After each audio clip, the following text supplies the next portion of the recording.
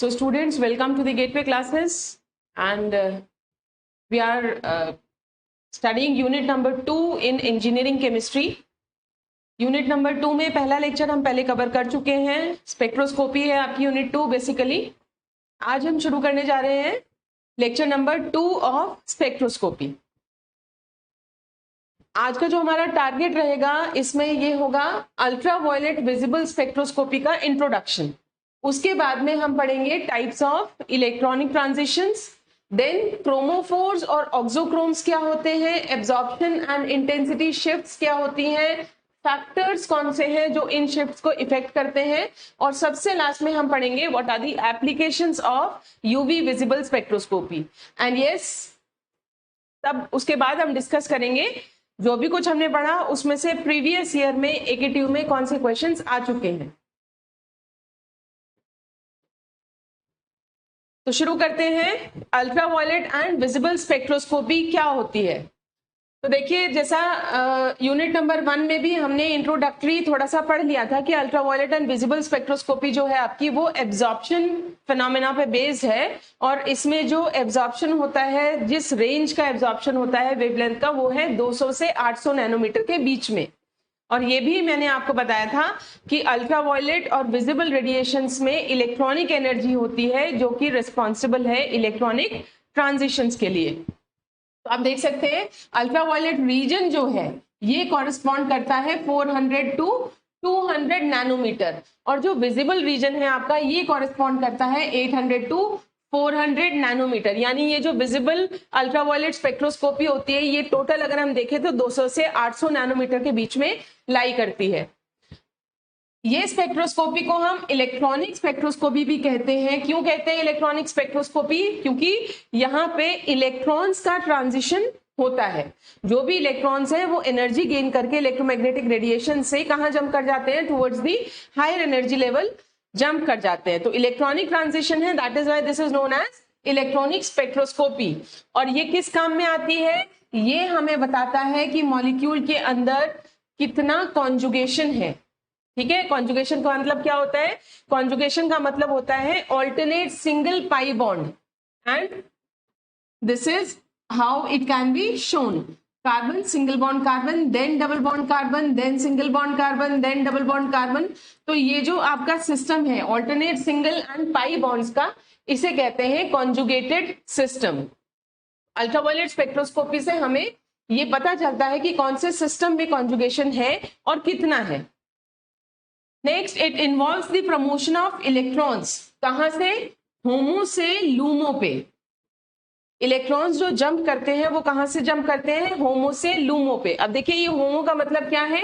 होमो का मतलब होता है हाईएस्ट ऑक्यूपाइड मॉलिक्यूलर ऑर्बिटल, और लूमो का क्या मतलब है? Lowest occupied molecular orbital. तो जैसा आपने मॉलिक्यूलर ऑर्बिटल थ्योरी में पढ़ा था कि इलेक्ट्रॉन्स जो होते हैं मॉलिक्यूल के अंदर वो कहाँ होते हैं? मॉलिक्यूलर ऑर्बिटल्स में होते हैं।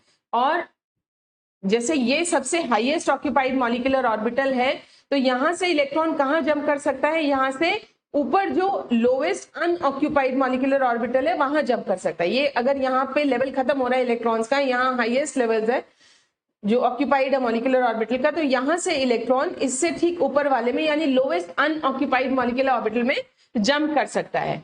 एक चीज और, जो इलेक्ट्रॉन्स बेसिकली जंप करते हैं वो अपने बॉन्डिंग से एंटी बॉन्डिंग में जंप करते हैं। ये भी आपने मॉलिक्यूलर ऑर्बिटल थ्योरी में पढ़ा था कि बॉन्डिंग मॉलिक्यूलर ऑर्बिटल्स की एनर्जी कम होती है in comparison to anti bonding. तो हमेशा बॉन्डिंग से कहां जाएगा इलेक्ट्रॉन? एंटी बॉन्डिंग में जाएगा। The HOMO LUMO gap decreases as the conjugation increases. ये एक इंपॉर्टेंट चीज है जो आपको याद रखनी है।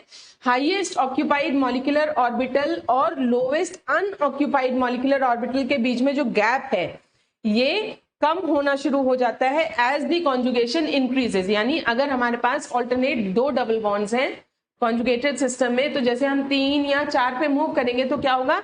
ये जो डिफरेंस है एनर्जी का ये कम होना शुरू हो जाता है। The absorption depends on the nature of electrons present in the molecules. अब देखिए किस रेंज में एब्जॉर्प्शन हो रहा है, क्योंकि रेंज जो है वो क्या है 200 से 800 नैनोमीटर है, तो इस रेंज में होगा एब्जॉर्प्शन।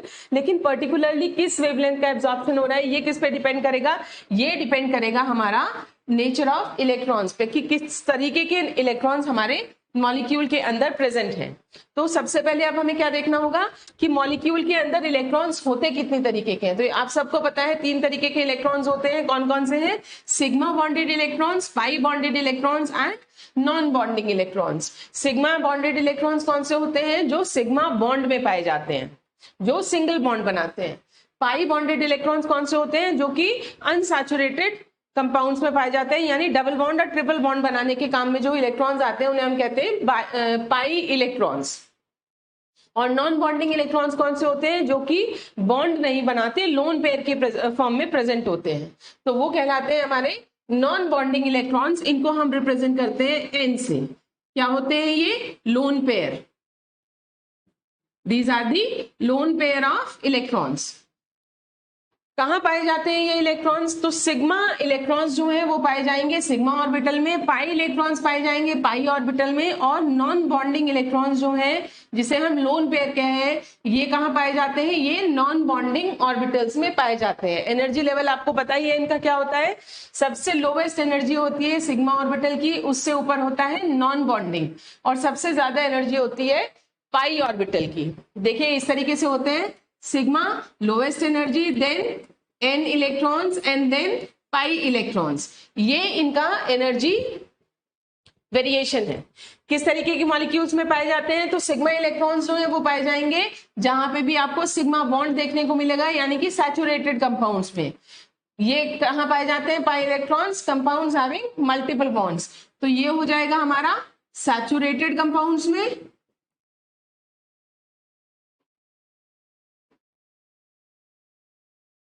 ये होगा हमारा अनसैचुरेटेड कंपाउंड्स में। अनसैचुरेटेड कंपाउंड्स कौन से होते हैं? जो हमारे एल्कीन्स और एल्काइंस हैं जनरली, वो उनको हम कहते हैं अनसैचुरेटेड कंपाउंड्स। और n इलेक्ट्रॉन्स देखिए कहां देखने को मिलेंगे? Compounds having loan pair of electrons. जहां पे भी लोन पेयर ऑफ इलेक्ट्रॉन्स पाए जाएंगे, कहां पाए जाते हैं ये जनरली? कौन से एलिमेंट्स हैं? जैसे ऑक्सीजन है, नाइट्रोजन है, सल्फर है, हेलोजेंस है ना? इन सब पे क्या पाया जाता है? लोन पेयर ऑफ इलेक्ट्रॉन्स पाए जाते हैं। अब देखिए इलेक्ट्रॉनिक ट्रांजिशन क्या होती है। हम तब से बोल रहे हैं कि अल्ट्रावायलेट विजिबल स्पेक्ट्रोस्कोपी में इलेक्ट्रॉनिक ट्रांजिशन के बारे में आइडिया मिलता है, और इलेक्ट्रॉन्स ट्रांजिट कर जाते हैं हायर लेवल पे। तो इलेक्ट्रॉनिक ट्रांजिशंस क्या होता है? जब भी कोई मॉलिक्यूल एक्सपोज किया जाता है इलेक्ट्रोमैग्नेटिक रेडिएशंस से, तो क्या होता है? इलेक्ट्रोमैग्नेटिक रेडिएशंस में जो एनर्जी होती है वो ये मॉलिक्यूल एब्जॉर्ब कर लेता है। ठीक है, ऐसा नहीं है कि पूरी रेंज को एब्जॉर्ब कर लेगा, लेकिन पर्टिकुलर अमाउंट ऑफ वेवलेंथ जो है वो एब्जॉर्ब कर ली जाती है, यानी कि एनर्जी एब्जॉर्ब कर ली जाती है। तो क्या होता है अब यहाँ पे, और वो एनर्जी किस रेंज में एब्जॉर्ब की जा रही है? अल्ट्रावायलेट विजिबल रीजन में, यानी 200 से 800 नैनोमीटर के बीच में। फिर क्या होगा? इलेक्ट्रॉन्स को एनर्जी मिल गई तो वो क्या होगा? प्रमोट हो जाएंगे ग्राउंड स्टेट से एक्साइटेड स्टेट पे, या फिर बॉन्डिंग ऑर्बिटल से एंटी बॉन्डिंग ऑर्बिटल में। जैसे मैंने आपको बताया था कि हमेशा जो प्रमोशन होता है वो कहां से होता है? इलेक्ट्रॉन्स का बॉन्डिंग ऑर्बिटल से नॉन बॉन्डिंग ऑर्बिटल में वो जंप कर जाते हैं। कितने तरीके के इलेक्ट्रॉनिक ट्रांजिशंस हैं? ये इंपॉर्टेंट क्वेश्चन है, बहुत पूछा जाता है एकेटीयू में। मेंशन भी मैंने कर रखा है, ये एकेटीयू के पॉइंट ऑफ व्यू से काफी इंपॉर्टेंट टॉपिक है। तो देखिए कितने तरीके के इलेक्ट्रॉनिक ट्रांजिशंस हैं। सबसे पहला ट्रांजिशन है sigma two sigma star transition. अभी हमने कहा सिग्मा इलेक्ट्रॉन्स कहाँ रहते हैं? बॉन्डिंग ऑर्बिटल में रहते हैं, अपने ऑर्बिटल में। तो उनका अपना ऑर्बिटल कौन सा होगा? सिग्मा बॉन्डिंग ऑर्बिटल होगा। और कहाँ जंप कर सकते हैं? अपने ही एंटी बॉन्डिंग में। एंटी बॉन्डिंग को हम कैसे दिखाते हैं? स्टार लगा के। तो सिग्मा बॉन्डिंग से सिग्मा एंटी बॉन्डिंग में। ठीक है, क्या होता है देखिए यहाँ पे ट्रांजिशन होता है इलेक्ट्रॉन्स का from bonding sigma orbital to anti bonding sigma orbital. Bonding sigma orbital को हम इस तरीके से रिप्रेजेंट करेंगे और एंटी बॉन्डिंग को रिप्रेजेंट करेंगे विद अ स्टार।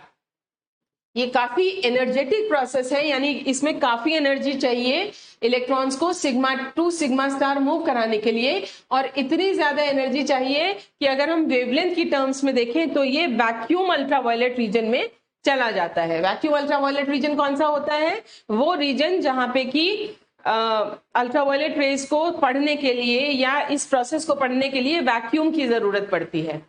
ठीक है, क्यों पड़ती है वैक्यूम की जरूरत? क्योंकि इस रीजन में अगर एयर भी प्रेजेंट होती है तो क्या होगा, एयर में जो गैसेस हैं वो भी एब्जॉर्प्शन दिखाना शुरू कर देंगी in addition to the molecule. जो भी मॉलिक्यूल हम स्टडी करना चाह रहे हैं उसके साथ साथ जो गैसेस हैं एयर में वो भी एब्जॉर्प्शन दिखाना शुरू कर देती हैं। तो जो हमारा रिजल्ट आएगा वो कैसा आएगा? मैनिपुलेटेड आएगा। एग्जाम्पल देखिए कहां देखने को मिलता है? सभी एल्केन्स में देखने को मिलेगा, क्योंकि एल्केन में सभी एटम्स जो हैं वो किससे जुड़े होते हैं? सिग्मा बॉन्ड से जुड़े होते हैं। तो ये एग्जाम्पल हो गया हमारा सिग्मा सिग्मा स्टार ट्रांजिशन का। नेक्स्ट ट्रांजिशन देखिए कौन सी देखने को मिलती है? N2 sigma star. तो यहीं से आप देख सकते हैं N मतलब क्या है? नॉन बॉन्डिंग, और नॉन बॉन्डिंग का कोई भी एंटी बॉन्डिंग नहीं होता। नॉन बॉन्डिंग ऑर्बिटल अकेला होता है, ना इसका बॉन्डिंग है ना ही इसका एंटी बॉन्डिंग है। तो नॉन बॉन्डिंग ऑर्बिटल में जो इलेक्ट्रॉन्स है उनको क्या कहते हैं? N electrons. ये कहां जंप कर जाते हैं? सिग्मा एंटी बॉन्डिंग में। तो देखिए transition from non bonding molecular orbital n से रिप्रेजेंट करेंगे इसको, to anti bonding sigma orbital. किससे रिप्रेजेंट करेंगे? Sigma with a star. इसको हम कहते हैं N2 सिग्मा स्टार ट्रांजिशन। ये ट्रांजिशन जो है इनमें एनर्जी कैसी चाहिए? इससे कम चाहिए, यानी sigma two sigma star transition को सबसे ज्यादा एनर्जी चाहिए, उससे कम एनर्जी चाहिए हमें N2 सिग्मा स्टार ट्रांजिशंस कराने के लिए। एग्जाम्पल हम कोट कर सकते हैं, कैसे कंपाउंड्स में मिलेगा देखने के लिए? एल्काइल हैलाइड, एल्डिहाइड्स, कीटोन्स, यानी कोई भी ऐसे कंपाउंड्स जिसमें सिग्मा बॉन्ड के साथ साथ n इलेक्ट्रॉन्स भी प्रेजेंट हैं, यानी हेटेरो एटम उसमें होना चाहिए। तो जैसे हमने यहाँ एग्जांपल कोट कर रखा है एल्काइल हैलाइड। मान लीजिए मैंने ले लिया मिथाइल क्लोराइड CH3Cl, ये है मिथाइल क्लोराइड। तो आप देख सकते हैं क्लोरीन जो है ये हेलोजन है ना? हेलोजन है तो इसके पास क्या होगा? इसके पास लोन पेयर्स होंगे। इस तरीके से 3 लोन पेयर्स हैं इसके पास में, और CH3 जो है ये कैसा है? इसमें सब में सिग्मा बॉन्ड्स हैं। तो यहाँ हमारे सिग्मा इलेक्ट्रॉन्स भी हैं और n इलेक्ट्रॉन्स भी हैं। तो ऐसे कंपाउंड्स में हमें N2 सिग्मा स्टार ट्रांजिशन देखने को मिलेगा। नेक्स्ट देखिए, next transition is pi to pi star transition. Pi to pi star transition कौन सा होगा? देखिए यहीं से आप बता सकते हैं, पाई बॉन्डिंग से जब इलेक्ट्रॉन्स पाई एंटी बॉन्डिंग में जंप कर जाते हैं तो उसको कहते हैं pi to pi star transition. देखिए pi electrons in a bonding orbital is excited to corresponding anti bonding orbital, that is pi star. कहां देखने को मिलेगा ये ट्रांजिशन जो है? ये हमें देखने को मिलता है अनसैचुरेटेड मॉलिक्यूल्स में। अनसैचुरेटेड मॉलिक्यूल किनको बोलते हैं? जिनमें डबल और ट्रिपल बॉन्ड्स पाए जाते हैं। तो ये क्या होंगे? जैसे एल्कीन्स हैं या एल्काइंस हैं, या इवन जो आपके एरोमेटिक कंपाउंड्स हैं जैसे बेंजीन हो गया, तो बेंजीन में भी आपको पता है डबल बॉन्ड प्रेजेंट होते हैं ऑल्टरनेट पोजीशन पे। इसी तरीके से जितने भी हमारे कार्बोनाइल कंपाउंड्स हैं, कार्बोनाइल कंपाउंड्स मतलब जिसमें कार्बोनाइल ग्रुप होता है, ये वाला इसको कहते हैं कार्बोनाइल ग्रुप। तो जो इतने ये वाले कंपाउंड्स हैं इसमें भी आप देख रहे हैं पाई बॉन्ड है। इन सब में हमें पाई टू पाई स्टार ट्रांजिशन देखने को मिलता है। नेक्स्ट है N2 पाई स्टार ट्रांजिशन। देखिए ये जो था ये एल्कीन्स लिखा हुआ है, तो जितने भी ये वाले कंपाउंड्स होंगे, कार्बन डबल बॉन्ड कार्बन या कार्बन ट्रिपल बॉन्ड कार्बन, है ना, ये सब जो होंगे ये कैसे होंगे? पाई टू पाई स्टार ट्रांजिशन वाले होंगे। नेक्स्ट है N2 पाई स्टार ट्रांजिशन। तो यहाँ पे क्या है? लोन पेयर ऑफ इलेक्ट्रॉन होना चाहिए, और वो शिफ्ट करेगा कहां पे? पाई स्टार, यानी पाई एंटी बॉन्डिंग में। तो यहाँ पे इलेक्ट्रॉन जो है वो मूव करता है कहां से? Non bonding orbital to anti bonding pi orbital. तो एंटी बॉन्डिंग पाई ऑर्बिटल को कैसे दिखाते हैं? पाई स्टार से दिखाते हैं। और नॉन बॉन्डिंग ऑर्बिटल को किससे दिखाते हैं? एन से रिप्रेजेंट करते हैं।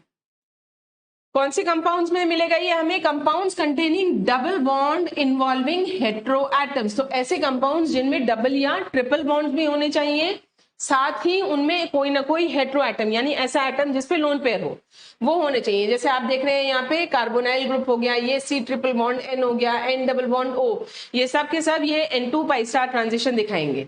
N2 पाई स्टार ट्रांजिशन को चाहिए मिनिमम एनर्जी, सबसे कम एनर्जी चाहिए इसको चारों ट्रांजिशंस में, and show absorption at longer wavelength. आप जानते हैं वेवलेंथ और एनर्जी के बीच में कैसा रिलेशन होता है, इनवर्स रिलेशन होता है। जितनी ज्यादा एनर्जी चाहिए वेवलेंथ उतनी ही कम चाहिए, और जितनी कम एनर्जी चाहिए वेवलेंथ उतनी ही ज्यादा होगी।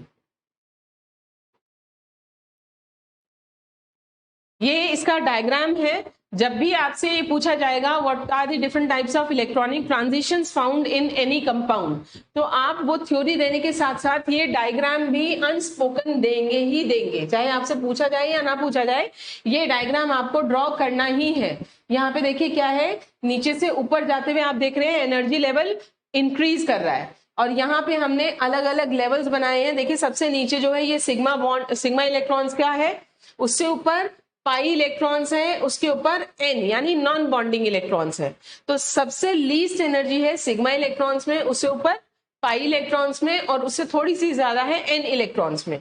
अब आते हैं इनके एंटी बॉन्डिंग। तो एंटी बॉन्डिंग में पहले आएगा पाई स्टार और ऊपर आएगा सिग्मा स्टार। तो यहां से आप एनर्जी भी दिखा सकते हैं, जो ट्रांजिशन के लिए एनर्जी चाहिए वो आप यहां से दिखा सकते हैं कि अगर sigma two sigma star transition हम दिखा रहे हैं तो देखिए यहां से ये सबसे ज्यादा एनर्जी चाहिए टू सिग्मा स्टार ट्रांजिशन में। उसके बाद आप दिखा सकते हैं, उसके बाद एनर्जी लग रही है N2 सिग्मा स्टार ट्रांजिशन में। उससे नेक्स्ट जो एनर्जी लग रही है that is pi to pi star transition, and least energy is required in N2 pi star transition. तो ये हमने यहाँ पे अरेंज करके दिखा दे हैं according to their energy requirements, the transitions that require energy. थोड़ा सा हम ओवरव्यू ले लेते हैं, जो भी अभी तक हमने पढ़ा है उसको थोड़ा सा एक बार समझ लेते हैं। सबसे पहले देखिए sigma two sigma star transition कहाँ देखने को मिलेगा, सैचुरेटेड हाइड्रोकार्बन्स में देखने को मिलेगा। एनर्जी रिक्वायरमेंट कैसी है, बहुत ज्यादा है। जैसे कि मीथेन आप देख सकते हैं, इसमें वेवलेंथ जो है वो 125 नैनोमीटर्स है, काफी कम है, इवन लेस देन 200 नैनोमीटर। देखिए 200 से भी नीचे जब हम जाते हैं तो उस रीजन को हम कहते हैं वैक्यूम अल्ट्रावायलेट रीजन। तो ये वाली जो ट्रांजिशंस है ये कहाँ देखने को मिलेंगी, वैक्यूम अल्ट्रावायलेट ट्रांजिशन में। एब्जॉर्प्शन बैंड इनका कहाँ होगा, 200 से भी नीचे होगा। Next N2 sigma star transition आपको कहाँ मिलेंगे, सैचुरेटेड कंपाउंड्स जिनमें की लोन पेयर्स भी हैं साथ में, जैसे ऑक्सीजन, नाइट्रोजन या सल्फर आटम होना चाहिए। कंपैरेटिवली कम एनर्जी चाहिए, इसकी कंपैरिजन में कम चाहिए। एग्जांपल देखिए मिथेनॉल है, इथेनॉल है, आप देख सकते हैं वेवलेंथ 203, 204 यानी बिल्कुल स्टार्टिंग रेंज में है। कार्बन टेट्राक्लोराइड है, इसमें देखिए 257 नैनोमीटर की रिक्वायरमेंट है। Next transition is pi to pi star transition, कहां देखने को मिलेगा, अनसैचुरेटेड कंपाउंड्स में मिलेगा, जैसे एल्कीन, एल्काइंस या कार्बोनाइल्स या नाइट्राइल्स। एनर्जी रिक्वायरमेंट जो है वो इससे कम है, लेकिन हाँ एनर्जी कम है इसका मतलब क्या है, एब्जॉर्प्शन जो है वो होगी towards the longer wavelength. Example देखिए इसमें इथाइलिन, ब्यूटीन, इनकी रिक्वायरमेंट देखिए 175 नैनोमीटर है, 213 नैनोमीटर है। तो ये भी आप देख रहे हैं कहीं ना कहीं स्टार्टिंग रीजन में ही लाई कर रहा है। नेक्स्ट देखिए N2 पाई स्टार ट्रांजिशन, यहाँ पे रिक्वायरमेंट है डबल बॉन्ड की, और साथ ही कोई ना कोई हेट्रो एटम भी प्रेजेंट होना चाहिए। कितनी एनर्जी चाहिए, लीस्ट एनर्जी रिक्वायरमेंट है इसकी। एब्जॉर्प्शन जो है वो कहाँ होगी, लॉन्गर वेवलेंथ पे एब्जॉर्प्शन होगी। एल्डिहाइड्स, कीटोन्स ये सब दिखाएंगे यहाँ पे 270 से 300 नैनोमीटर के बीच में ये एब्जॉर्प्शन लाई करेगा। दो ट्रांजिशंस और हैं जो कि हम सोच सकते हैं कि sigma to pi star and pi to sigma star. तो देखिए ये हमारे दिमाग में क्वेश्चन आता है कि क्या ये ट्रांजिशंस भी हो सकती हैं, तो ये ट्रांजिशंस पॉसिबल नहीं है, इनको हम कहते हैं फॉरबिडन ट्रांजिशंस। फॉरबिडन क्यों है ये, क्योंकि इनकी सिमेट्री अलाउ नहीं करती इन ट्रांजिशंस को। आप जानते हैं सिग्मा और पाई की जो सिमेट्री है वो ऑल टुगेदर डिफरेंट है, तो ये ट्रांजिशंस पॉसिबल नहीं है। These are the forbidden transitions.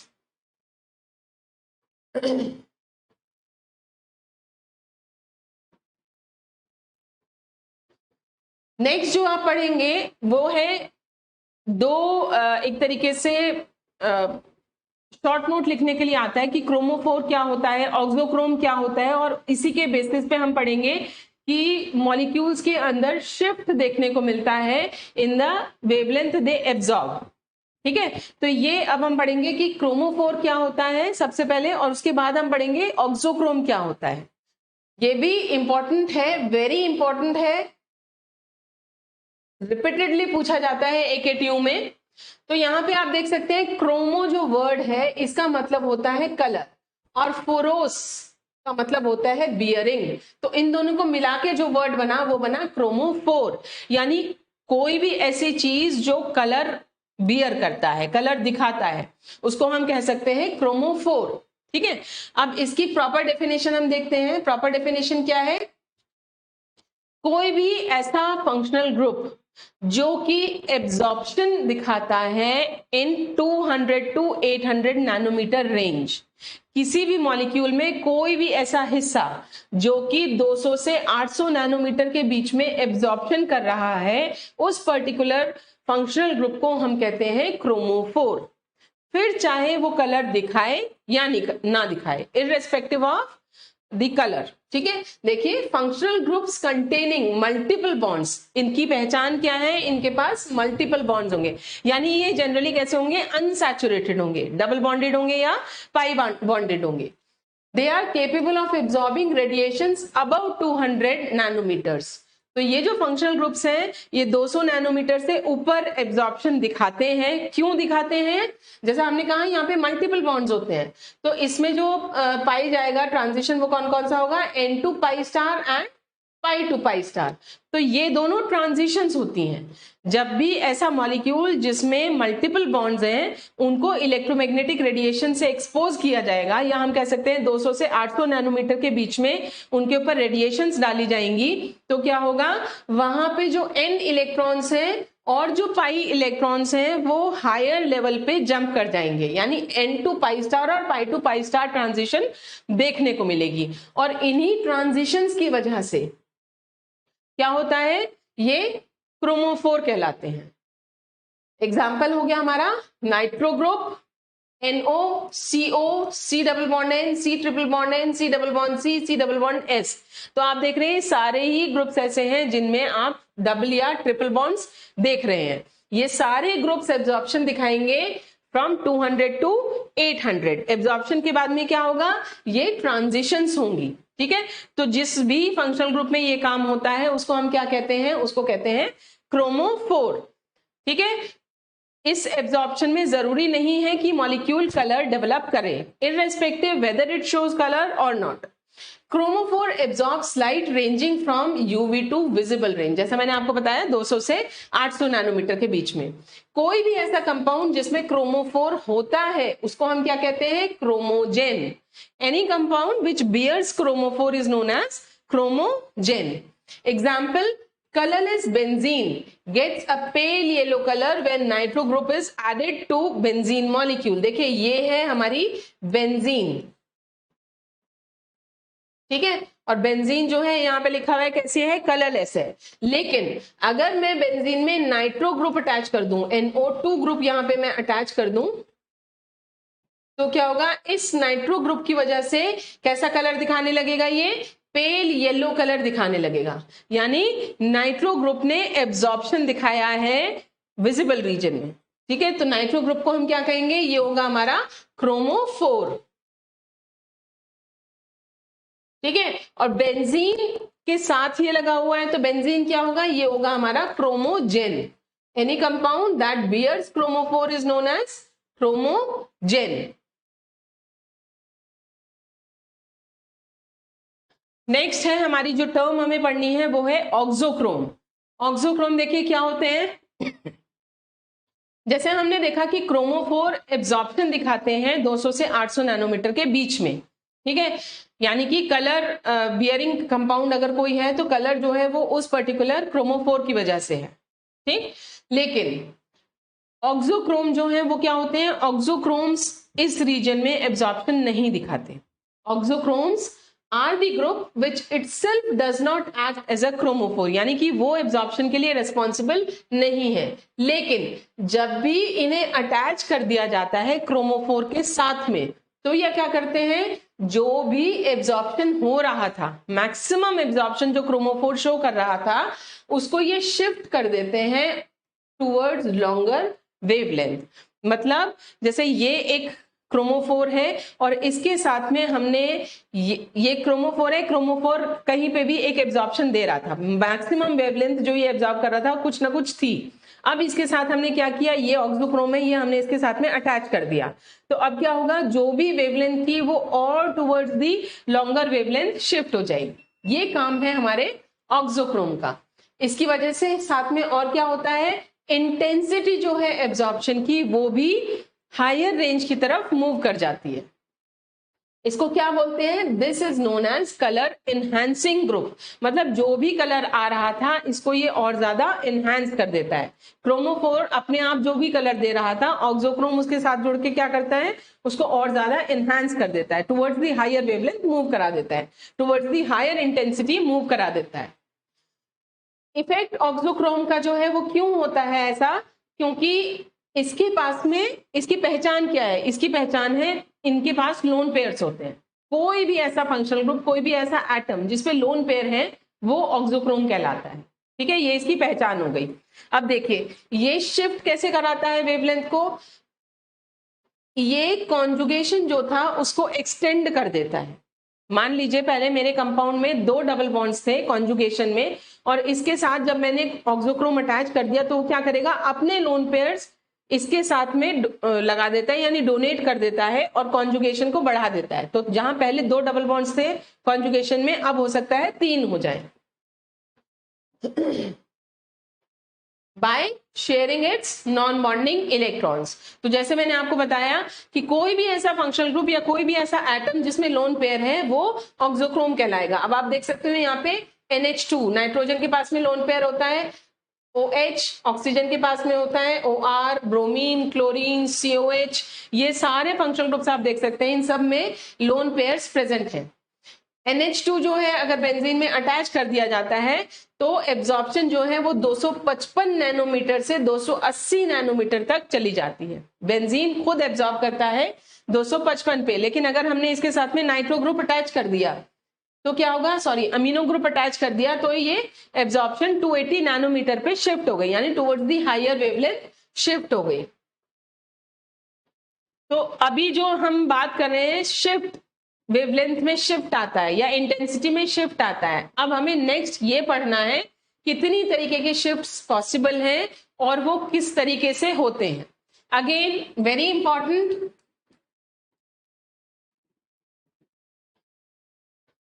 तो देखिए जो शिफ्ट्स हैं बेसिकली वो 2 तरीके के शिफ्ट्स हैं। एक शिफ्ट देखने को मिलता है वेवलेंथ में और दूसरा शिफ्ट देखने को मिलता है इंटेंसिटी में, जो अभी हम इससे पहले बात भी कर रहे थे। तो सबसे पहले हम देखते हैं कि वेवलेंथ में जो शिफ्ट होते हैं वो कितनी तरीके के होंगे, 2 तरीके के होंगे, एक टुवर्ड्स दी लॉन्गर वेवलेंथ, एक टुवर्ड्स दी लोअर वेवलेंथ। तो सबसे पहले जो शिफ्ट है टुवर्ड्स दी लॉन्गर वेवलेंथ उसको कहा जाता है बैथोक्रोमिक शिफ्ट या फिर रेड शिफ्ट। देखो वेब ग्योर आपको पता है, इसको ध्यान में रखेंगे, इससे आसान हो जाएगा हमें याद रखना। जब हम इस तरफ मूव कर रहे हैं तो हम कहाँ मूव कर रहे हैं, towards the red and move कर रहे हैं। तो और आपको ये भी पता है कि यहां से जब हम इस तरफ मूव कर रहे हैं तो क्या हो रहा है, वेवलेंथ जो है हमारी वो क्या कर रही है, इंक्रीज कर रही है। ठीक है, तो जब रेड एंड की तरफ मूव कर रहे हैं तो उसको हम क्या कहेंगे, रेड शिफ्ट। दूसरा नाम क्या है इसका, बैथोक्रोमिक शिफ्ट। क्या होता है इसमें, जो भी हमारा एब्जॉर्प्शन मैक्सिमा है यानी लैम्डा मैक्स, लैम्डा मैक्स क्या होता है, वो हाईएस्ट वेवलेंथ जो कोई भी कंपाउंड दे रहा था, कोई भी मॉलिक्यूल शो कर रहा था। तो अगर हमारा लैम्डा मैक्स जो है किसी भी कंपाउंड का वो शिफ्ट हो जाता है towards longer wavelength, it is known as bathochromic shift या रेड शिफ्ट। क्यों होता है ये, तो अभी हमने देखा था इससे पहले कि ये होता है ऑक्सोक्रोम की प्रेजेंस की वजह से। किसी भी कंपाउंड में अगर हम ऑक्सोक्रोम अटैच कर देते हैं तो वो क्या होता है, अपना लोन पेयर कॉन्जुगेशन में डोनेट करेगा और उसकी वजह से एक्सटेंड हो जाएगी कॉन्जुगेशन और लैम्डा मैक्स शिफ्ट हो जाएगा लॉन्गर वेवलेंथ पे। तो यहाँ पे ऑक्सोक्रोम जो है वो कर रहा है इस काम को, या फिर दूसरा जो हमारा फैक्टर है रिस्पॉन्सिबल फॉर बैथोक्रोमिक शिफ्ट, वो कौन सा है, चेंज ऑफ सॉल्वेंट। तो जिस सॉल्वेंट में हमने मॉलिक्यूल को डिसॉल्व किया हुआ था, हो सकता है उस सॉल्वेंट की वजह से भी आपको ये शिफ्ट देखने को मिले। ठीक है, तो ऑक्सोक्रोम के ग्रुप्स जैसे कि OH, OCH3 वगैरह है, ये एब्जॉर्प्शन करते हैं, कंपाउंड को शिफ्ट कर देते हैं वेवलेंथ को टुवर्ड्स दी लॉन्गर वेवलेंथ। अब देखिए मैं सॉल्वेंट का यहाँ पे आपको एक एग्जांपल बता रही हूँ। आप देख सकते हैं यहाँ पे हमने लिया हुआ है पैरानाइट्रोफिनोल। ठीक है, ये जो मॉलिक्यूल है ये है हमारा पैरानाइट्रोफिनोल। अब अगर इस पैरानाइट्रोफिनोल को हम एल्कलाइन मीडियम में डिसॉल्व कर दें, ठीक है, एल्कलाइन मीडियम क्या होता है, जहां पे OH माइनस आयंस की अवेलेबिलिटी है, राइट। तो क्या होगा, OH माइनस आयंस यहाँ पे है, तो यहाँ पे क्या होगा, ये जो H है ये अपने इलेक्ट्रॉन्स डोनेट करके मूव कर जाएगा, है ना। तो यहाँ पे आप देख सकते हैं कि ऑक्सीजन के पास कैसा आ गया, माइनस चार्ज डेवलप हो गया। ठीक, तो यहाँ पे एक और लोन पेयर इसके पास आ गया, यानी कि कॉन्जुगेशन और बढ़ गया। तो आप देख सकते हैं यहाँ पे 255 नैनोमीटर था और यहाँ कितना हो गया, 265 नैनोमीटर। तो यहाँ पे आप देख पा रहे हैं कि लैम्डा मैक्स में चेंज देखने को मिला है। नेक्स्ट शिफ्ट जो है पहले वाले से उल्टी, उसको बोलते हैं हिप्सोक्रोमिक शिफ्ट या ब्लू शिफ्ट।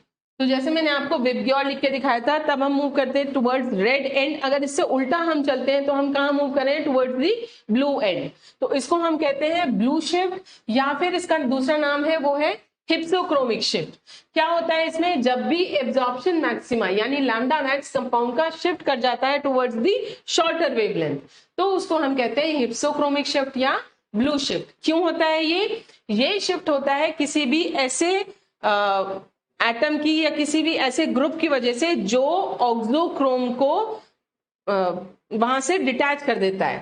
ठीक है, any group which causes removal of conjugation और by the change of solvent, यानी कि कॉन्जुगेशन को जो घटा रहा है, या कोई भी ऐसा ग्रुप जो कि ऑक्सोक्रोम को वहां से हटा रहा है। ऑक्सोक्रोम की क्या इफेक्ट है कि वो लोन पेयर रख रहा है, अगर उससे लोन पेयर हटा लिए जाए तो वो ऑक्सोक्रोम नहीं रहेगा, है ना।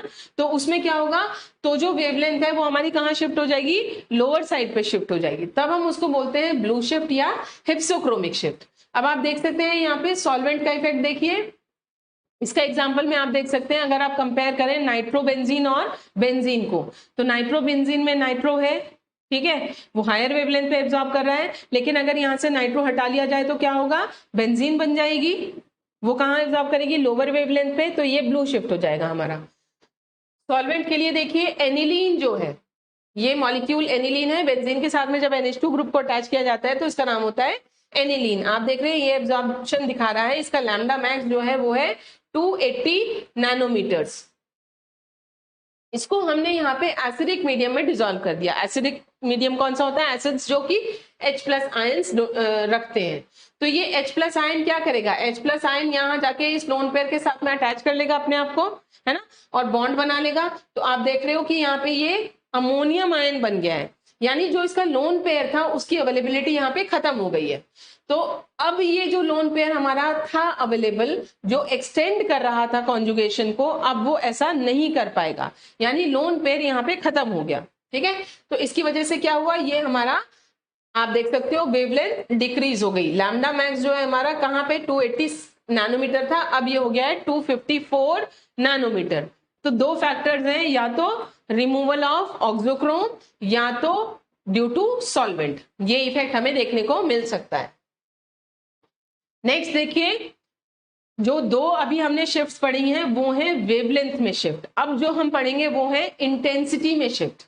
इंटेंसिटी में शिफ्ट कौन कौन सी होती है, हाइपरक्रोमिक शिफ्ट, ठीक है, हाइपर मतलब ज्यादा, हाइपरक्रोमिक शिफ्ट। इंटेंसिटी में शिफ्ट जो है वो हम किससे मेजर करते हैं, इससे, एब्जॉर्प्टिविटी से, जो हमने फर्स्ट लेक्चर में पढ़ा था, जिसको हम एब्जॉर्प्टिविटी कहते हैं या मोलर एक्सटिंक्शन कोफिशिएंट कहते हैं, ये इंटेंसिटी है। तो जब भी ये इंटेंसिटी घटती या बढ़ती है, तो उसको हम यहाँ पे पढ़ रहे हैं। हाइपरक्रोमिक शिफ्ट में क्या होगा, जब भी एब्जॉर्प्शन इंटेंसिटी किसी भी कंपाउंड की बढ़ जाती है उसको हम कहते हैं हाइपरक्रोमिक शिफ्ट। अगेन ये कब होता है, तो ये भी या तो ऑक्सोक्रोम के इंट्रोडक्शन की वजह से होगा कंपाउंड में, तो इंटेंसिटी बढ़ जाएगी, या फिर ये भी सॉल्वेंट के चेंज होने की वजह से हो सकता है। जनरली देखा गया है कि जब भी ऑक्सोक्रोम इंट्रोड्यूस किया जाता है तो वेवलेंथ भी बढ़ती है, इंटेंसिटी भी बढ़ती है। ऑक्सोक्रोम हटाया जाता है या सॉल्वेंट की इफेक्ट की वजह से भी, तो इंटेंसिटी भी घटेगी और वेवलेंथ भी घटेगी। जो यहाँ पे इंक्रीज है एब्जॉर्बेंस में वो किसकी वजह से हो सकता है, वो किसकी वजह से है, due to induction effect of CH3। ये हमारा पिरिडीन का मॉलिक्यूल है। अब इसमें हमने यहाँ पे CH3 ग्रुप अटैच कर दिया, तो आप जानते हैं CH3 ग्रुप का इफेक्ट जो है वो कैसा होता है, इलेक्ट्रॉन डोनेटिंग ग्रुप होता है। ठीक है, तो इलेक्ट्रॉन डोनेटिंग ग्रुप है इसका, जिसकी वजह से क्या होगा, इलेक्ट्रॉन डोनेट कर रहा है, इसका मतलब क्या हो, वही ऑक्सोक्रोमिक इफेक्ट आ गया इसका। तो इसकी वजह से जो इंटेंसिटी है वो बढ़ रही है 2 मिथाइल पिरिडीन में। ठीक है, जिसकी वजह से यहाँ पे देखिए इलेक्ट्रॉन डेंसिटी बढ़ गई है। As a result the transition probability increases, यानी ट्रांजिशन की जो प्रोबेबिलिटी है वो बढ़ गई। इससे उल्टा इफेक्ट होता है, उसको कहते हैं हाइपोक्रोमिक। हाइपो मतलब लेस। हाइपोक्रोमिक इफेक्ट कब होता है, जब एब्जॉर्प्शन इंटेंसिटी जो है किसी भी कंपाउंड की घटती है, उसको हम कहते हैं हाइपोक्रोमिक शिफ्ट। किसकी वजह से होती है ये, this is because of the introduction of group which distorts the chromophore. तो ये जनरली देखा गया है कि जो भी कंपाउंड में अगर हम कुछ ऐसा इंट्रोड्यूस कर देते हैं कि उसकी ज्योमेट्री जो है वो खराब हो जाए, यानी ज्योमेट्री इज बीइंग डिस्टॉर्टेड, तब ये इफेक्ट हमें देखने को मिलता है। क्या होता है इसकी वजह से, it forces the rings out of coplanarity resulting in the loss of conjugation। तो यहाँ पे आप देख रहे हो इसको कहते हैं नेफ्थलीन। नेफ्थलीन में अगर मैं यहाँ पे मिथाइल ग्रुप का इंट्रोडक्शन कर दूं तो आप देख सकते हैं यहाँ पे ये मॉलिक्यूल की प्लेनारिटी जो है वो डिस्टर्ब हो गई है। ठीक है, जिसकी वजह से इसका कॉन्जुगेशन जो है वो डिस्टर्ब हो जाता है। तो यहाँ पे आप नेफ्थलीन को देख सकते हो, इसकी एब्जॉर्प्टिविटी है 19,000। 2 मिथाइल नेफ्थलीन की जो इंटेंसिटी है वो रह जाएगी, वो हो जाएगी 10,250। तो यहाँ पे आप डिक्रीज देख रहे हैं इंटेंसिटी में, इसको कहा जाता है हाइपोक्रोमिक शिफ्ट। ये इस तरीके से हम चारों शिफ्ट्स को दिखा सकते हैं डायग्राम की हेल्प से। अगेन आपसे चाहे पूछा जाए चाहे ना पूछा जाए, आपको डायग्राम साथ में जरूर बनाना है जब भी शिफ्ट के ऊपर क्वेश्चन आता है। तो यहाँ पे आप देखिए इस एक्सिस पे हमने एब्जॉर्बेंस लिया हुआ है और इस एक्सिस पे हमने वेवलेंथ ली हुई है। एब्जॉर्बेंस या फिर इंटेंसिटी कोई भी आप यहाँ पे लिख सकते हैं। अब आप देख रहे हैं लैम्डा मैक्स यहाँ पे वेवलेंथ इंक्रीज कर रही है इस डायरेक्शन में। तो एक ये पॉइंट है जहां पे हमने लिया है कि यहाँ पे मैक्सिमम वेवलेंथ है जो मॉलिक्यूल एब्जॉर्ब कर रहा है। अब because of the presence of auxochrome क्या होगा, या due to the change of solvent ये शिफ्ट कर जाएगा टुवर्ड्स रेड एंड, तो उसको कहेंगे हम रेड शिफ्ट, और इसको क्या बोलते हैं, bathochromic shift. This is also known as bathochromic shift. दूसरी तरफ अगर यहाँ पे कोई भी ऐसा ग्रुप है जो कि कॉन्जुगेशन को कम कर रहा है तो उसको हम क्या कहेंगे, ये ब्लू शिफ्ट हो गया है, इसको और क्या बोला जाता है, this is known as hypsochromic shift.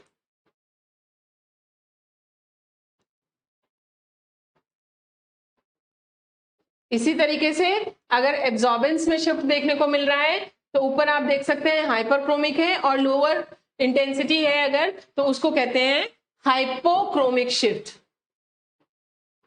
This is known as hypochromic shift. कौन कौन से फैक्टर्स हैं जिनकी वजह से ये शिफ्ट्स देखने को मिलती हैं, तो सबसे पहला है कॉन्जुगेशन। अब आप जानते हैं जितनी ज्यादा कॉन्जुगेशन होगी उतनी ही मॉलिक्यूल कहाँ मूव करेगा, टुवर्ड्स हायर वेवलेंथ। तो जितनी ज्यादा एक्सटेंट ऑफ कॉन्जुगेशन है बैथोक्रोमिक शिफ्ट हमें देखने को मिलेगी। और क्यों होता है ऐसा, क्योंकि कॉन्जुगेशन जैसे जैसे बढ़ता है वैसे वैसे एनर्जी डिफरेंस जो है बिटवीन होमो एंड लूमो वो घटता चला जाता है। एनर्जी घट रही है इसका मतलब क्या होगा, वेवलेंथ बढ़ेगी। इस वजह से इलेक्ट्रॉनिक ट्रांजिशन जो है वो कम एनर्जी पे ही पॉसिबल हो जाते हैं। कम एनर्जी पे मतलब हायर वेवलेंथ पे। अब देखिए हमें पता है E is equal to HC upon lambda, ये हमारी इक्वेशन है। जैसे जैसे कॉन्जुगेशन बढ़ती है तो क्या होता है, जो ट्रांजिशन एनर्जी है हमारी बिटवीन दी ऑर्बिटल्स वो घटती है और इस वजह से लैम्डा मैक्स इंक्रीज होता है। यहाँ पे देखिए इस तरीके से हम एक्सप्लेन कर सकते हैं, ये इथीन है, ये ब्यूटाडाइन है, ये हेक्साट्राइन है। यहाँ पे एक डबल बॉन्ड है, यहाँ दो डबल बॉन्ड्स है कॉन्जुगेशन में, यहाँ आप देख सकते हैं तीन डबल बॉन्ड्स है। The difference between the energy pi और पाई स्टार, होमो और लूमो में जो डिफरेंस है आप ये देख सकते हैं, एनर्जी का डिफरेंस है। अगर हम ब्यूटाडाइन में जाते हैं तो क्या होगा, दो डबल बॉन्ड्स हैं तो ये पाई 1 और पाई 2 यानी दो डबल बॉन्ड्स हो गए, ये इसका एंटी बॉन्डिंग पाई 1 का, ये पाई 2 का एंटी बॉन्डिंग। तो आप देखो ये एनर्जी डिफरेंस जो है इसके कंपैरिजन में घट गया। इसी तरीके से अगर तीन डबल बॉन्ड्स हैं तो ये एनर्जी डिफरेंस और भी ज्यादा कम हो रहा है। तो आप देख सकते हैं जैसे जैसे कॉन्जुगेशन बढ़ रहा है वैसे वैसे the difference of energy between these two orbitals is decreasing. Next factor जो है वो है ऑक्सोक्रोम। तो ऑक्सोक्रोम आप जानते ही हैं, ऑक्सोक्रोम वो ग्रुप है जो कि बैथोक्रोमिक शिफ्ट या हाइपरक्रोमिक शिफ्ट दिखाता है, और उसका रिमूवल जो है वो कौन सा दिखाता है, वो दिखाता है हिप्सोक्रोमिक शिफ्ट या फिर हाइपोक्रोमिक शिफ्ट। सॉल्वेंट का इफेक्ट देखिए, इसके ऊपर क्वेश्चन आता है एकेटीयू में, और करीब करीब हर सेमेस्टर में ये आपको देखने को मिलेगा। या तो सीधा सीधा ये पूछ ले जाता है इफेक्ट ऑफ सॉल्वेंट समझाइए शिफ्ट्स में क्या होता है, या फिर आपको कोई मॉलिक्यूल भी दे सकते हैं, जैसे एसीटोन आता है जनरली, कि एसीटोन में आप समझाइए कि अगर पोलर सॉल्वेंट में हम एसीटोन को डिसॉल्व कर दें तो उस पर क्या असर होगा। तो उसमें हम क्या देखेंगे, जो पोलर सॉल्वेंट होता है वो क्या करता है, वो पाई टू पाई स्टार ट्रांजिशंस को शिफ्ट कर देता है टुवर्ड्स लॉन्गर वेवलेंथ, यानी रेड शिफ्ट की तरफ मूव करा देता है। क्यों है ऐसा, क्योंकि जो डाइपोल इंटरैक्शंस हैं पोलर सॉल्वेंट्स के साथ में वो क्या करते हैं, वो एक्साइटेड स्टेट की जो एनर्जी है यानी पाई स्टार की जो एनर्जी है उसको घटा देते हैं। जब भी कोई मॉलिक्यूल, कोई भी कंपाउंड जिसमें ऑक्सोक्रोम है उसको हम डिसॉल्व करेंगे किसी पोलर सॉल्वेंट में, तो क्या होगा, जो ये पोलर सॉल्वेंट है ये पाई स्टार की जो एनर्जी है उसको क्या कम कर देगा, उसको कम कर देगा, यानी उसको थोड़ा स्टेबलाइज कर देगा than that of the ground state. Pi star orbitals are stabilized by hydrogen bonding with polar solvent.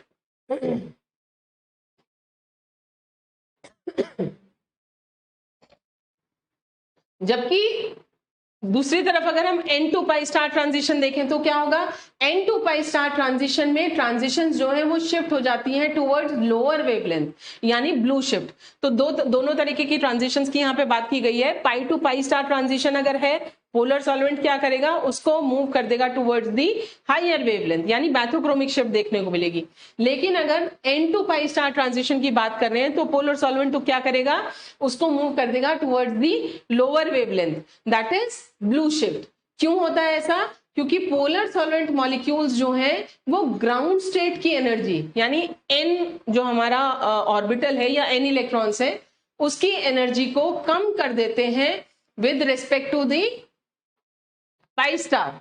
ठीक है, दोनों की एनर्जी कम की जाएगी लेकिन जो गैप है ना वो कंसिडरेबली कम है in comparison to pi star. The order of decrease in energy of the respective molecular orbitals, तो सबसे ज्यादा जो एनर्जी कम की जाती है वो किसकी की जाती है, पाई स्टार की। ठीक है, उससे ज्यादा कम की जाती है एन की और सबसे कम की जाती है पाई की। यहां आप इस तरीके से इसको एक्सप्लेन कर सकते हैं, ये सबसे कम एनर्जी लेवल पे पाई है हमारा, उससे हायर एनर्जी लेवल पे एन इलेक्ट्रॉन्स है और हाईएस्ट पे है पाई स्टार, राइट। तो अब अगर हम इनको पोलर सॉल्वेंट में डिसॉल्व करें, कोई भी मॉलिक्यूल है जिसमें ये इलेक्ट्रॉन्स थे, ये ऑर्बिटल्स थे, हमने क्या किया, इसको पोलर सॉल्वेंट में डिसॉल्व कर दिया। तो आप देख सकते हैं पोलर सॉल्वेंट ने पाई स्टार की एनर्जी थोड़ी सी कम कर दी। आप देख रहे हो ये डिफरेंस आ गया, यहां था यहां आ गया। एन की एनर्जी देखिए, ये यहां था अब यहां शिफ्ट हो गया। This is the energy difference, ठीक है, this is the energy difference. Polar solvent लाया ये। इसी तरीके से पाई में आप देख सकते हो, पाई में जो डिफरेंस है एनर्जी में वो सबसे कम है, सबसे कम एनर्जी आपको देखने को मिल रहा है difference in the pi electrons में मार्जिनल डिफरेंस आपको देखने को मिल रहा है, दिस इज द डिफरेंस, और यहां पे ये डिफरेंस है। तो आप देख सकते हैं सबसे जो स्टेबलाइज ज्यादा किया गया है वो किसको किया गया है, एन इलेक्ट्रॉन्स, सबसे ज्यादा स्टेबलाइज किया गया है, उससे कम है पाई स्टार की, और सबसे कम जो स्टेबलाइज किया गया है वो है पाई। यहां हम कह सकते हैं कि जो एनर्जी डिफरेंस आया है, ठीक है। अब आप देखिए कि अगर हम बात करते हैं pi to pi star transition की, तो पाई टू पाई स्टार ट्रांजिशन पहले ये था, पोलर सॉल्वेंट की प्रेजेंस में क्या हो जाएगा, यहां से यहां, यानी कि बहुत ज्यादा कोई खास डिफरेंस नहीं आया है। लेकिन n to pi star transition देखिए, n to pi star transition यहां से यहां जा रहा था, अब क्या हुआ, एनर्जी काफी ज्यादा यहाँ पे कम हो गई है, यहाँ पे भी कम हुई है, लेकिन the difference in the energy is comparatively more. इसकी कंपैरिजन में जो डिफरेंस है एनर्जी का वो ज्यादा आया है ना। तो इस वजह से हम इसको कह रहे हैं कि ये ब्लू शिफ्ट की तरफ मूव किया है, और ये जो है ये कहाँ मूव किया है, towards the red shift. Applications देखिए क्या होते हैं अल्ट्रावायलेट और विजिबल स्पेक्ट्रोस्कोपी के। सबसे पहले ये क्वालिटेटिव और क्वांटिटेटिव एनालिसिस में काम आता है। आपने बियर लैम्बर्ट्स लॉ पढ़ा था, वहां से हम इसको क्वांटिटेटिवली एनालाइज कर सकते हैं अपने किसी भी रिएक्शन को। इसको हम कैरेक्टराइज कर सकते हैं अपने एरोमेटिक कंपाउंड्स को और कॉन्जुगेटेड ओलिफिन्स को, यानी कोई भी कंपाउंड अगर ये एब्जॉर्प्शन दिखा रहा है इस रेंज में, तो इसका मतलब 100% उसमें अनसैचुरेशन है या एरोमेटिसिटी हो सकती है। It can be used to find out the molar concentration of the solute under study. Molar concentration हम फाइंड आउट कर सकते हैं, कैसे फाइंड आउट कर सकते हैं, A is equal to epsilon Cl, ये आप पढ़ चुके हैं पहले। तो यहां से हम कंसंट्रेशन फाइंड आउट कर सकते हैं, इंप्योरिटीज को डिटेक्ट कर सकते हैं कंपाउंड में। इसी तरीके से आइसोमर्स को हम डिटेक्ट कर सकते हैं, क्योंकि इन सब की वेवलेंथ जो है वो वैरी कर जाएगी, ठीक है। तो हम आराम से इनको डिस्टिंग्विश कर सकते हैं। Determination of molecular weight using bears law, यहां से आप मॉलिक्यूलर वेट भी डिटरमाइन कर सकते हैं, क्योंकि आपको पता है मोलर कंसंट्रेशन ये क्या होती है, वेट अपॉन मॉलिक्यूलर वेट। तो यहां से आप किसी भी अपने कंपाउंड का मॉलिक्यूलर वेट भी डिटरमाइन कर सकते हैं। ये प्रीवियस ईयर क्वेश्चंस हैं जो आपके इन टॉपिक से आए हैं। तो सबसे पहले आप देख सकते हैं क्रोमोफोर और ऑक्सोक्रोम क्या होते हैं, ऑक्सोक्रोम किस तरीके से इंक्रीज करता है कलरिंग पावर क्रोमोफोर की। एक डाई इन है जिसका लैम्डा मैक्स 175 नैनोमीटर है यूवी स्पेक्ट्रम में। तो आप क्या इन्फरेंस ड्रॉ करेंगे इससे, क्योंकि 175 नैनोमीटर इसका मतलब क्या है, कॉन्जुगेशन बहुत ही कम है या एक ही डबल बॉन्ड हो सकता है। आप जानते हैं जैसे जैसे कॉन्जुगेशन बढ़ता है वैसे वैसे क्या होता है, हमारी वेवलेंथ जो है वो एब्जॉर्प्शन की बढ़ती चली जाती है।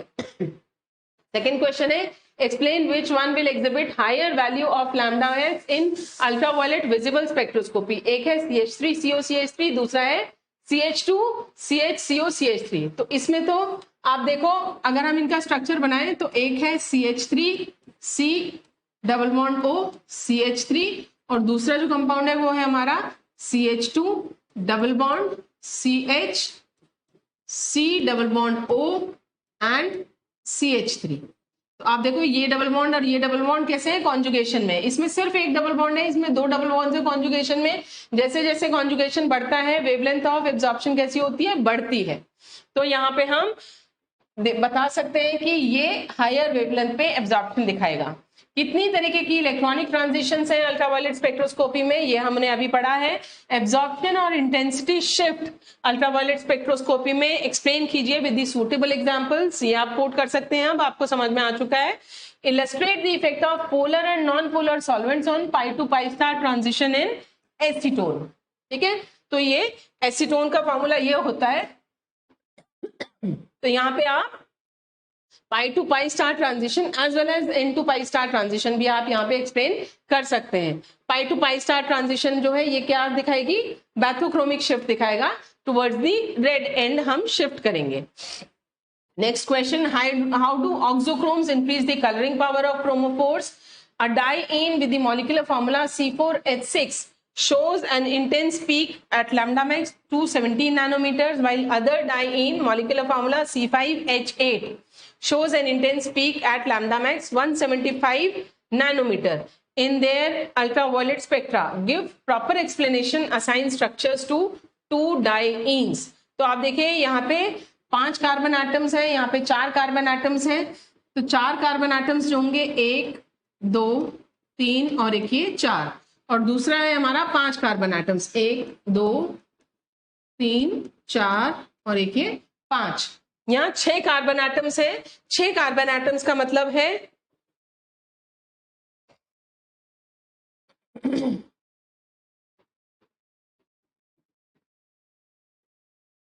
अगर हम यहाँ 2 डबल बॉन्ड्स ले लेते हैं,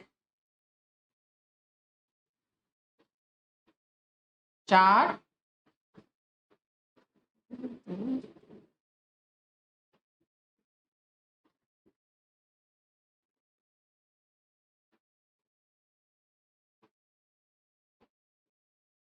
ये स्ट्रक्चर हो गया इसका हमारा C4H6 का। और C5H8 का स्ट्रक्चर क्या होगा, एक डबल बॉन्ड हमारा यहाँ आ गया, एक डबल बॉन्ड हमारा यहाँ आ गया,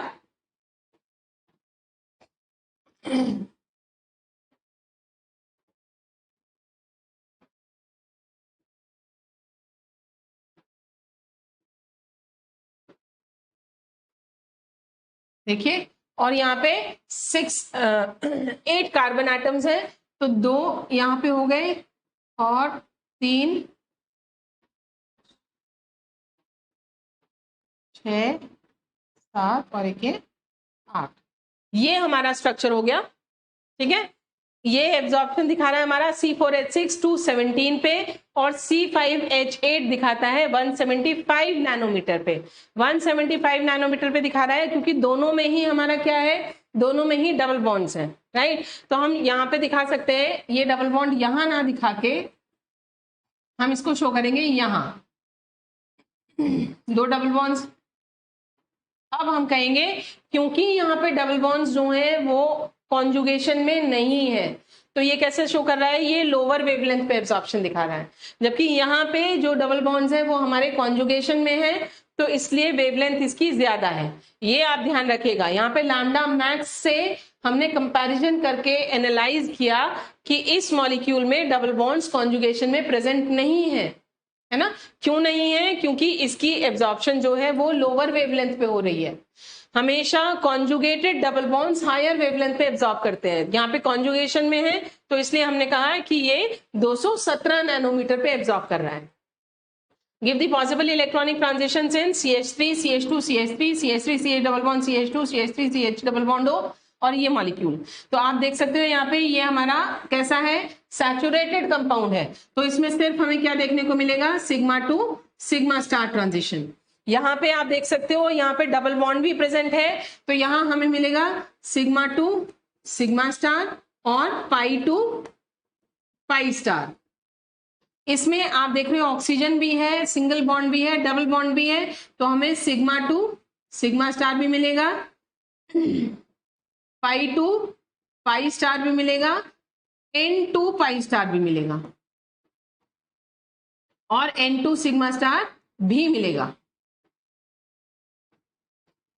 यहाँ पे अगेन कोई भी हेटेरो एटम प्रेजेंट नहीं है, सिंगल और डबल बॉन्ड नहीं है, तो इसकी तरह से ही ये भी सिग्मा टू सिग्मा स्टार और pi to pi star transition show करेगा, बस और कुछ शो नहीं करेगा।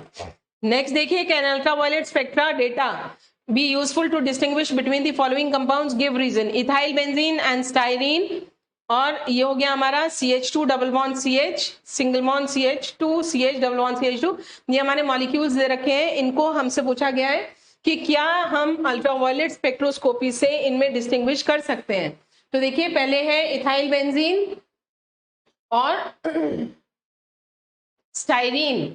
तो स्टाइरीन का जो फॉर्मूला होता है वो कौन सा होता है, वो फॉर्मूला है ये, यहाँ पे हम CH डबल बॉन्ड CH2 ये अटैच करेंगे, और दूसरा था हमारा ये था ethyl benzene and styrene. Ethyl benzene क्या होगा हमारा? इथाइल बेंजीन होता है जब हम बेंजीन के साथ में C2H5 ग्रुप अटैच कर देंगे। तो क्या हम इनके बीच में डिस्टिंग्विश कर सकते हैं अल्ट्रावायलेट स्पेक्ट्रोस्कोपी से? हाँ, हम डिस्टिंग्विश कर सकते हैं, क्योंकि आप देखिए यहाँ पे एक्सटेंडेड कॉन्जुगेशन है, तो इसका लैम्डा मैक्स जो है वो ज्यादा होगा, वो ग्रेटर होगा in comparison to this one. तो ये डिस्टिंग्विश किए जा सकते हैं। क्यों है ये ग्रेटर? यहाँ पे हमारा एक्सटेंडेड कॉन्जुगेशन है, तो these can be distinguished by ultraviolet spectroscopy. Next है आपका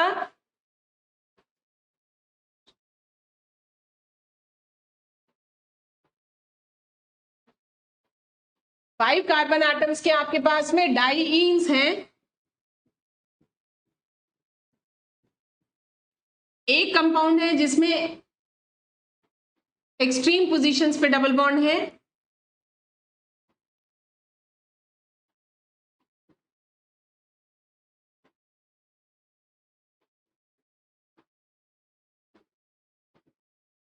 और दूसरा कंपाउंड जो है वो आपका है अगेन 5 कार्बन एटम्स का है।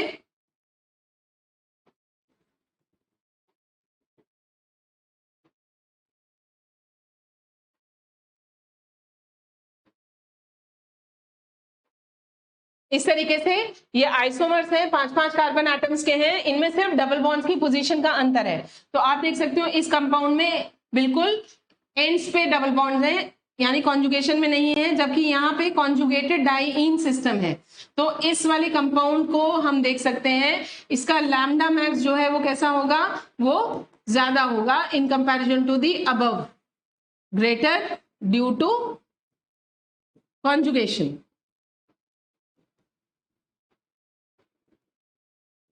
और इसका टुवर्ड्स द लोअर साइड आएगा। तो इस तरीके से हम अल्ट्रावायलेट स्पेक्ट्रोस्कोपी से जो हमारे कॉन्जुगेटेड डाईईन्स हैं उनको आपस में हम आसानी से डिस्टिंग्विश कर सकते हैं। So this is all for today's lecture. Ultraviolet spectroscopy की आपको ऑलमोस्ट खत्म हो गई है। इसके नेक्स्ट जो टॉपिक हम पढ़ेंगे वो वुडवर्ड-फाइजर रूल है, जिसमें और आप ये जो डिस्टिंग्विशिंग के क्वेश्चंस थे इनको आसानी से उसकी हेल्प से एक्सप्लेन कर पाएंगे। यानी उसमें लैम्डा मैक्स की वैल्यूज बता दी जाती हैं, ये फिक्स वैल्यूज है अलग अलग सिस्टम्स की जो हमें याद करनी होती हैं, तब हम आसानी से इनको वैल्यूज के साथ में लिख के बता सकते हैं कि हाँ यहाँ पे डिस्टिंग्विश आसानी से किया जा सकता है। So thank you for now.